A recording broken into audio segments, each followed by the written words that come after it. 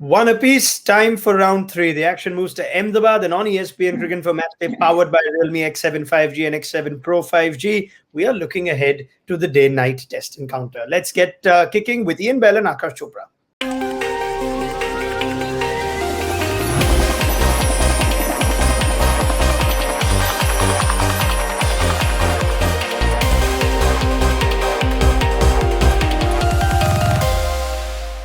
Right, gentlemen, I hope you're all set. Everyone's had a bit of a break, and we've also had a small matter of an IPL auction in between, but let's not focus on that. Let's get back to red ball cricket, or shall I say pink ball cricket, for the next 5 days. And Belly, even before England came here, when this itinerary came out, there was all sorts of chit-chat. This is England's best chance, the pink ball test, the day-night test. Does that hold true after 2 test matches and what we've seen? Well, I think in terms of watching the second test match and the rotation and Jimmy Anderson not playing, I think there's no doubt they've identified that test match as one that they can win. And certainly they had, I think, a predetermined idea of what that 11 looked like for the third test match. So, yes, I think they do, even though their record actually probably out of 3 test matches isn't absolutely amazing. I think they've lost 2. So, but they definitely believe that, again, if there's any sideways movement they can get out of the pink ball in the air or on the pitch, then it suits them a little bit better. But I think, again, when you look at the Indian seam attack now as well, I mean, that's just going to be as challenging as any attack that England can put out. Yeah, that's the interesting part, isn't it, Aakash? It's not really a statement or a thought backed by stats. It's more a narrative that England would be more dangerous in this pink ball test, even though they've not, like Australia, played heaps of pink ball cricket either. Are they still favourites, or are they still sort of the big threat that we're thinking they would be after what you've seen in these 2 test matches? See, firstly, I don't think they'll start as favourites. I think let's stick to the narrative that this presents a wonderful opportunity for England to win a test match in India. Now, what happened in the first test match was slightly outside the script. It doesn't really pan out that way. It did, which is fantastic. And their belief may have taken a bit of a hit in the second test match. But if what Belly is saying, if that is what they're thinking, I have, as an Indian, I'll be very happy, delighted. Because you've won the first test match, instead of looking at the second test match as an opportunity to now drive that advantage home. Yes, conditions were different. Yes, they challenged you a lot more. But if your eyes are already set on the third encounter, that in general is not a great recipe for success, if not for a disaster. So I feel they do have an advantage, but it's not a significant advantage. It's just that evens the playing field.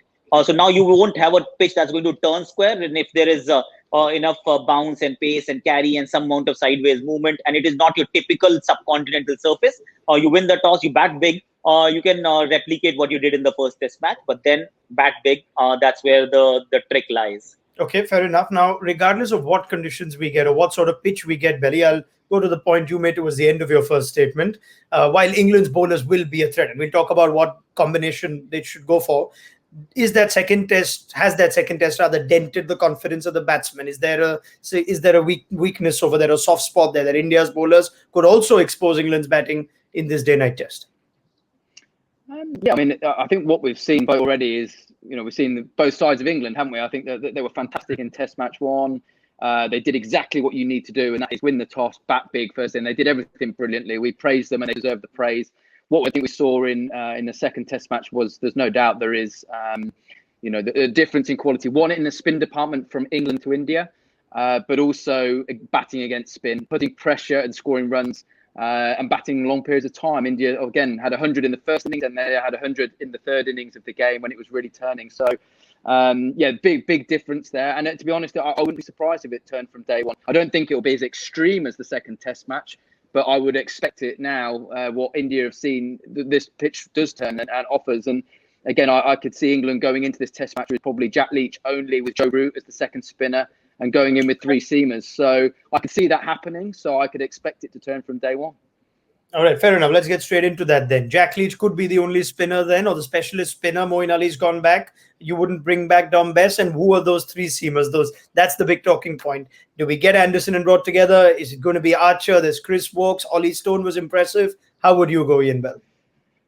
Well, it's a tough one to ask, because I think the one problem with Moeen Ali going home as well is he's a genuine all-rounder as well with the bat. So if Broad and Anderson play together and say Jofra comes back, it's a long tail that I'm looking. There's not really a genuine number 8 there. So So I could see Chris Woakes potentially coming to the frame there because he can bat at 8. But that might be, can England then go in with Woakes, Broad, and Anderson? And if the pitch is good and there's no sideways movement or no reverse swing, then you've all got guys similar pace. What England have liked to do, which I really agree with, and certainly away from English conditions, is having someone that's just a little bit different. So whether that's Wood, Stone, Archer, that can offer, again, pace through the air, take the pitch out of the equation, and maybe offer a different of attack with short pitch bowling if they need it.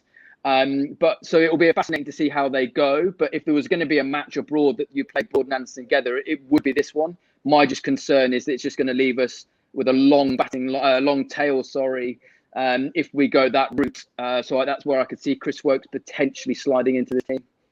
Okay, so Woakes and Anderson's a given. Before I go to Aakash, would you have room for just Jofra Archer then? Could you possibly have Archer and Stone, or that's not likely? I don't think you can. I think. Sorry. Yeah, sorry. Okay. Before I go to Aakash, yeah, Benny. Yeah, I was just.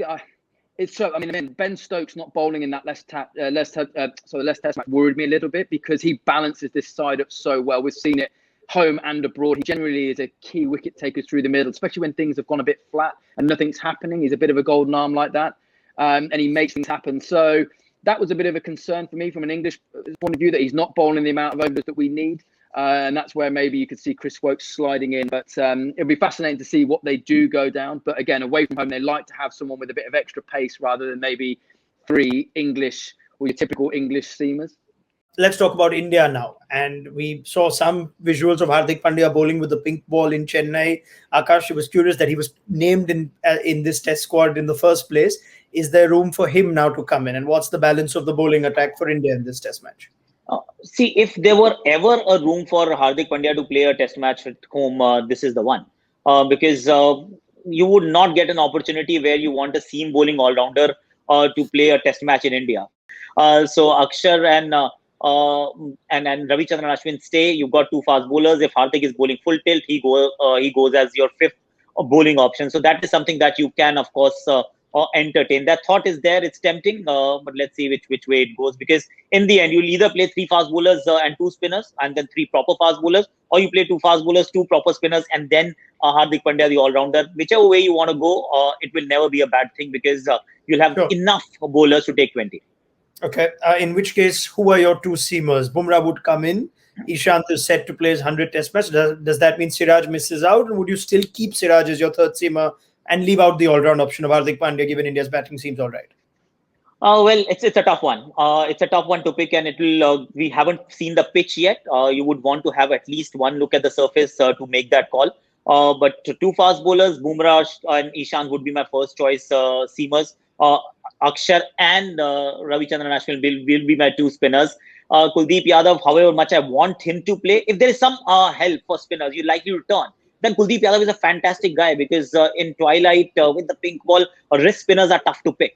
They're tougher to pick than say finger spinners. So Kuldeep might just be in your thoughts considering the pitch, or else you go with Hardik. I'll probably go with 4 bowlers plus a bowler who can bat or a batsman who can bowl. Okay, one last change that could come in, or is Johnny Bairstow? He comes in for Dan Lawrence for you, Belly? I think he will. Obviously, if Crawley's fit, there's obviously that talk. I think he is the future. There's no doubt. I don't think Johnny Bairstow necessarily will play it at home, whereas Crawley will. So, I mean, that will be the conversation as well. Is it about winning these 2 test matches in terms of Johnny Bairstow is probably a better fit, better player of spin, more experience. It's a bit of a short-term look at it. But Crawley is definitely one of our best young players, as Lawrence. I think Lawrence, again, I don't think will play, but he'll be better for this experience. You can only get better by playing against the best teams in the world in those conditions. So he'll have learnt a lot from this, but it's the right time to probably bring Johnny Bairstow in for me, and I think that's the right choice. Thank you very much again, Bell. Aakash Chopra, that is a wrap of this preview to the 3rd test match between India and England on ESPN Cricinfo Matchday, powered by Realme X7 5G and X7 Pro 5G.